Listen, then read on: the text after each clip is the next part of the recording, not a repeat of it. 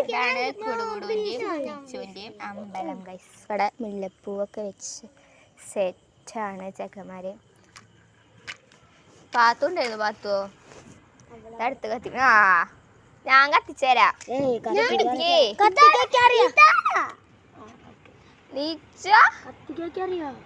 എന്ത് പറഞ്ഞിട്ടാ വീട്ടിൽ നിന്ന് വന്ന് ഗൈസ്? ദിസ് ഇസ് ഫോർ നിച്ചുവിൻ്റെയും വിധുവിൻ്റെയും അമ്പലം.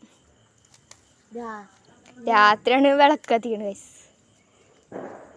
8-9 മണി സമയത്താണ് മുല്ലപ്പൂവൊക്കെ പൊട്ടിച്ച് പൂജയാണ് ഇവിടെ ഒരാൾ.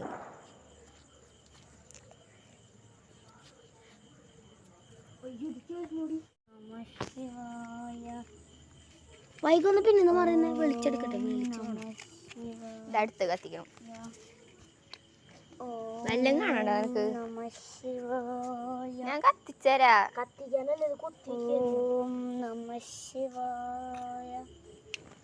വിളക്ക്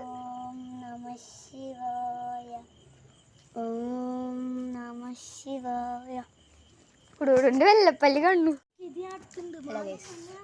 നമ്മളിപ്പോൾ കുടുകുടുവിൻ്റെയും നിച്ചുവിൻ്റെയും അമ്പലം സെറ്റാക്കിയിട്ടുണ്ട് ഇവർ.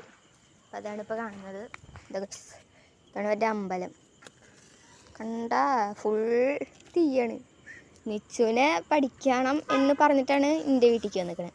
എന്നിട്ട് അവ അവിടെ നിന്ന് അമ്പലം പണിയുക. ഇതിവിടെ ആണ് അമ്പലത്തിൻ്റെ തറ. ഇതാണ് ഇവരുടെ അമ്പലം. ഇതടുത്തത് കുടുകുടുവിൻ്റെ ഡ്രസ്സ് ഒന്ന് കത്തും. നമുക്ക് ഇപ്പോഴത്തെ